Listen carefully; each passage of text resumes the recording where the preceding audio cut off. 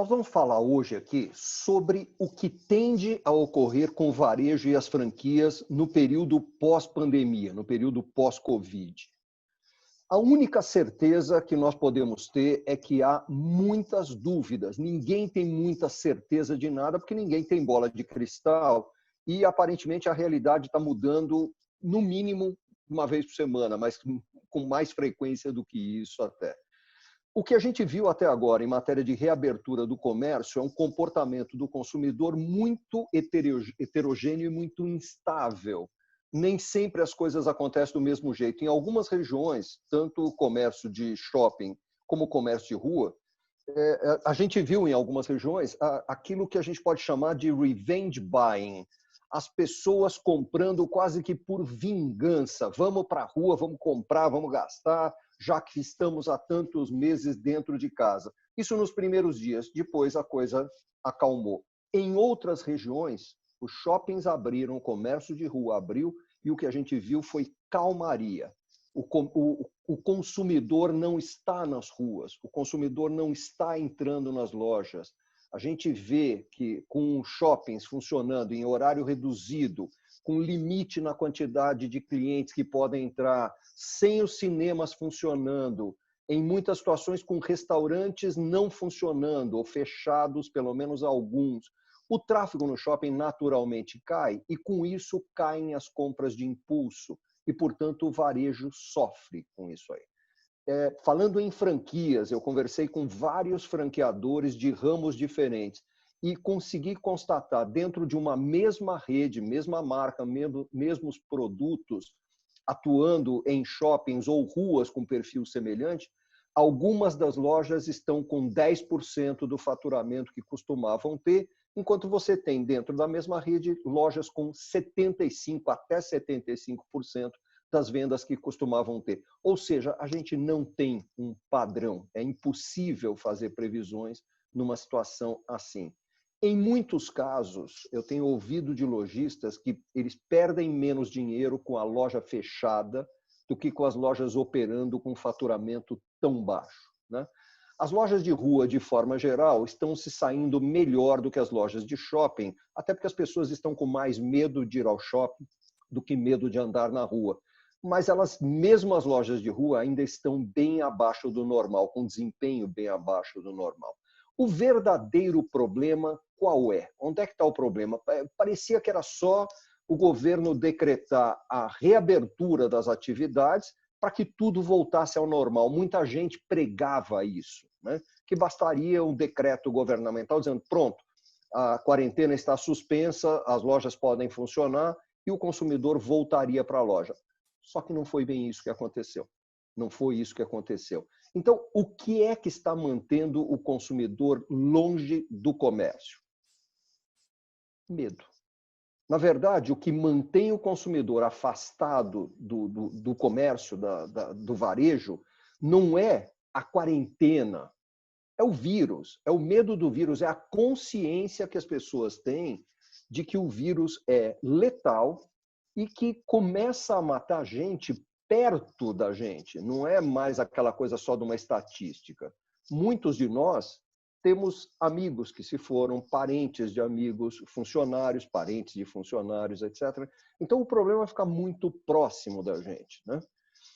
Falta confiança nas autoridades, né? Porque a gente tem posicionamentos muito diferentes, desencontrados, contraditórios até mesmo. Então, não existe uma liderança que diga vá por aqui, todo mundo pode ir atrás e pode confiar, né? O varejo, com isso, vem sofrendo muito, né? E quem sofre um pouco menos é aquele varejista que já operava um varejo muito digitalizado e que estava sempre muito baseado em delivery. Então, esse sofreu menos, ainda assim, sofreu e vem sofrendo, né? Também sofreu menos quem teve agilidade para se adaptar muito rapidamente à nova realidade, que caiu na cabeça de todos nós de uma hora para outra. Ninguém esperava, mas alguns conseguiram se adaptar muito rápido. Esses estão se saindo melhor do que os outros que continuaram na mesma toada, né? E também quem aprendeu muito rapidamente a fazer vendas fora da loja, além da loja, esse varejista se saiu bem. e tende a continuar se saindo melhor do que os outros, né? Algumas tendências que a gente pode ver, embora nenhum de nós tenha a bola de cristal e tenha certeza do que vem pela frente, a gente consegue detectar algumas tendências que eu vou compartilhar com vocês aqui. Primeira coisa, eu tenho ouvido muito a pergunta: a loja física vai desaparecer? Ah, agora é o fim da loja física, não é isso? Não, não é. A loja física não vai desaparecer. Mesmo em mercados onde o e-commerce tem espaço muito maior do que no Brasil, por exemplo, na China ou nos Estados Unidos, a gente vê na China, onde o comércio eletrônico já responde por 30% das vendas de varejo. Isso significa que 70% das vendas continuam sendo feitas em lojas físicas. Então, a loja física não vai desaparecer, e aqui no Brasil é mínimo o desempenho do varejo do e-commerce, do varejo digital, mesmo com essa pandemia. Portanto, as lojas não vão desaparecer, mas elas vão ter que mudar, e vão ter que mudar muito. Vai ser fundamental daqui para frente, já está sendo e continuará sendo, fazer vendas além da loja. Isso é algo que veio para ficar. Isso é uma coisa que surgiu com a pandemia para muitos varejistas, mas isso vai continuar mesmo depois que a situação volte ao normal, né? Até recentemente, o lojista podia se ver como uma aranha. Ele construía, montava lá a loja, que era a teia dele, e ficava esperando, porque mais cedo ou mais tarde algum bichinho caía naquela teia, algum consumidor entrava naquela loja e comprava. Essa era a realidade de quase todos os varejistas do Brasil. Esse varejista aranha não sobrevive mais e não sobreviverá mais. O varejista agora tem que se ver muito mais como um leopardo, que sai todos os dias ou todas as noites para caçar e que muitas vezes volta sem caça, ou ainda enfrenta outros predadores no caminho. É essa a realidade de agora. Acabou o varejista aranha e nós estamos na época do varejista leopardo ou leão, que tem que sair para caçar, tem que buscar, pelas formas mais diferentes do mundo, atrair consumidores para a sua loja, trazer consumidores para consumir aquilo que ele tem para vender, mesmo que sua loja esteja fisicamente fechada, né? Muitas ferramentas que foram empregadas em caráter emergencial, como, por exemplo, vendas por WhatsApp ou vendas por Instagram ou coisas desse tipo, foram empregadas em caráter emergencial, mas vão continuar a sendo usadas mesmo depois que passe a pandemia e serão aprimoradas cada vez mais, exatamente porque passarão a ser mais utilizadas, né? Haverá uma integração muito maior entre o varejo físico e o varejo digital, algo que já vinha acontecendo. Sinceramente, a pandemia não alterou a direção em que o varejo ia, alterou sim a velocidade do percurso, muito.